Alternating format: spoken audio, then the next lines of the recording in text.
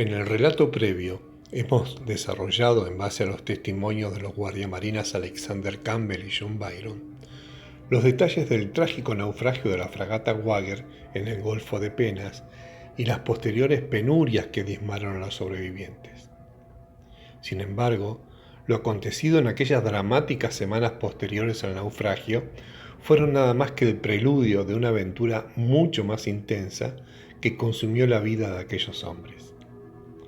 El guardiamarina Byron, observando la inmensidad del mar, describe que el espectáculo era de terribles rompientes que quitaban al más osado el espíritu de lanzarse. A pesar de ello, y las abrumadoras penurias que pasaban, cada día planeaban de qué manera salir de aquella isla. La Wagger contaba con una embarcación mediana que ahora yacía dentro del casco semisumergido.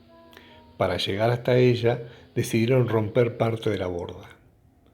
En esa tarea estaban cuando súbitamente aparecieron 3 canoas con indígenas. Era la primera vez que veían seres humanos en aquellas desconocidas latitudes. Los nativos se mostraron recelosos y dudando sobre si acercarse o no, afirma Byron. También denotaban de no haber tenido trato con europeos y por supuesto que su lengua era inentendible para los británicos. Campbell lo describe de la siguiente manera. Estos indios son de tez morena muy oscura, de estatura mediana, pero extremadamente corteses en su comportamiento. Su vestimenta es delgada. Aunque el clima es muy frío, solo usan una pieza de tela alrededor de su cintura y algo así como una manta que usan sobre sus hombros, que tiene un agujero para pasar la cabeza y que denominan poncho. Byron agrega que tenían cabellos negros, largos y muy tiesos colgando al costado de la cara. Una vez establecido el contacto y cierta confianza mutua, fueron llevados ante el capitán Chip, quien les trató con gran cortesía. Al día siguiente nos trajeron 3 ovejas y una gran cantidad de finos mejillones, relata Campbell.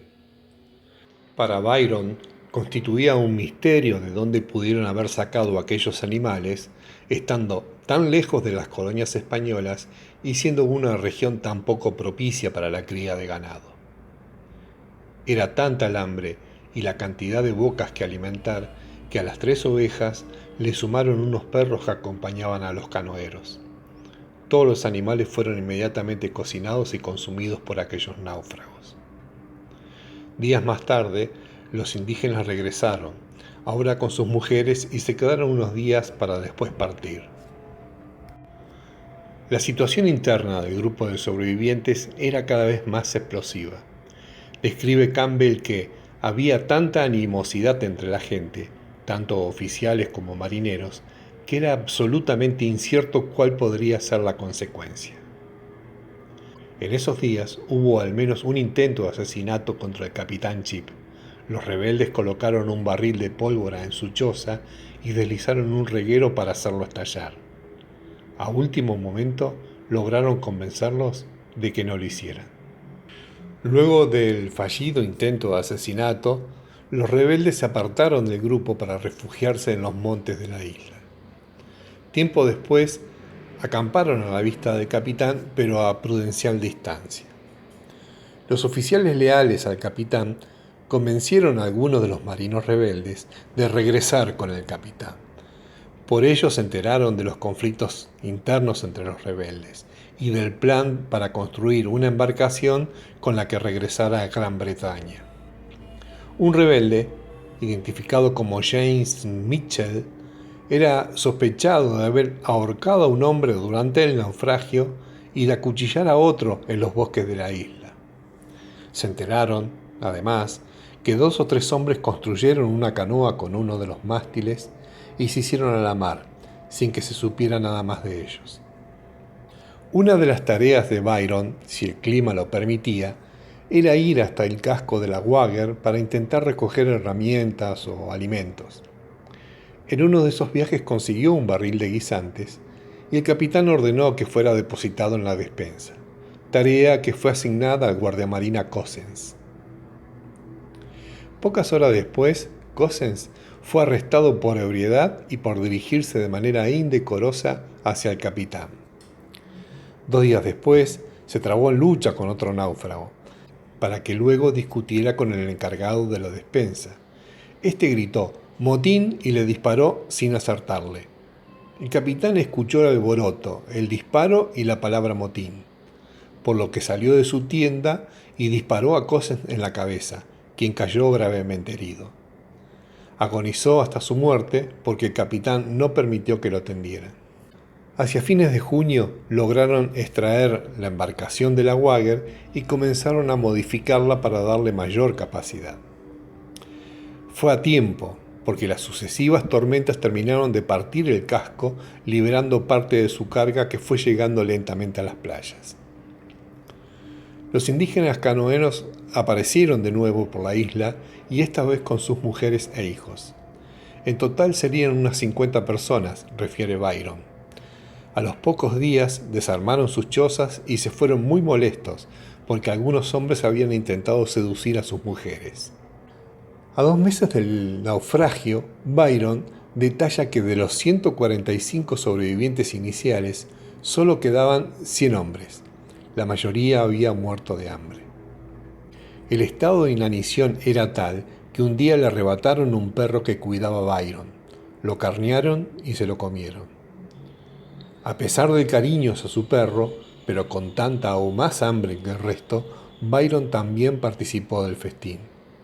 Días más tarde, él refiere que se cocinó una sopa con el cuero en descomposición del que fuera su perro. Poco antes de que la embarcación estuviera lista, los rebeldes redactaron un documento fundamentando su decisión de regresar por el Canal de Magallanes y bordear la costa de Brasil. Fue firmado por 41 hombres y presentado al capitán para que también lo firmara. La firma del capitán era muy necesaria para que aquellos rebeldes no fueran considerados amotinados por los jueces en Inglaterra, delito que se castigaba con la horca. El capitán se negó alegando que no era un buen plan y que además sería un deshonor darle la espalda al enemigo. Consideraba que debían dirigirse al norte, a la isla de Nuestra Señora del Socorro, para reunirse con el resto de la flota. Ante la negativa del capitán, estalló el motín. Los rebeldes amenazaron de que si no firmaba, lo relevarían del mando. Rodearon la tienda del capitán armados y exigiendo su renuncia. El capitán, entonces, aceptó tomar el rumbo que la mayoría decidiera, aunque no firmaría el documento. Por lo que el recurso que les quedaba a los rebeldes, siempre pensando en qué interpretarían los jueces en Inglaterra, era acusar al capitán de asesinato del guardiamarina Cossens. Por lo tanto, lo golpearon, lo ataron y lo confinaron a una choza con guardias armados. Semana después, el 16 de octubre, a 6 meses del naufragio, las naves estuvieron listas. Los amotinados enviaron un pelotón de infantería para llevar detenido al capitán Chip a bordo bajo el cargo de asesinato. El capitán se negó otra vez. El escaso lugar en las embarcaciones y la habitual escasez de provisiones jugó a favor del capitán. Los rebeldes prefirieron dejarlo en tierra junto a 2 leales más, el mayordomo Hamilton y el cirujano Walter Elliot. En la isla, además de ellos, quedaban 12 marinos que se habían refugiado en los montes de la isla y no estaban ni con los rebeldes ni con el capitán. Los amotinados les dejaron un pequeño bote averiado y algunas armas de fuego que eran inservibles. Tanto Byron como Campbell se hicieron a la mar junto a los amotinados. La nave mayor era una chalupa que bautizaron Speedwell, tenía 15 metros de largo, y en ella iban 59 hombres. En la siguiente embarcación, un cúter de 9 metros de largo, 12 hombres más, y 10 más en la restante falúa. Además llevaban un bote pequeño sin tripulantes.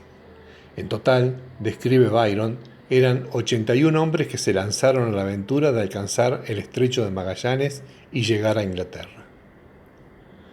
A poco de salir los fuertes vientos y marejadas, rompieron la vela de la Speedwell. Por lo tanto, los rebeldes enviaron a la falúa de regreso con la finalidad de traer una carpa de infantería para poder reparar el daño. A instancias de Campbell, que comandaba esa falúa, los tripulantes decidieron evitar el juicio por motín en Inglaterra, quedándose con el capitán. Esa misma noche llegaron a la isla, siendo bien recibidos por Chip, Hamilton y Elliot, con quienes compartieron la cena. Al día siguiente, Campbell y Byron acordaron con el capitán que regresarían donde los amotinados para pedirle su parte de las provisiones porque ellos se quedarían en la isla. Pero no fue posible. Los rebeldes le conminaron a devolver la falúa bajo pena de muerte. Por lo tanto, no lo hicieron y ese fue el último contacto con los amotinados.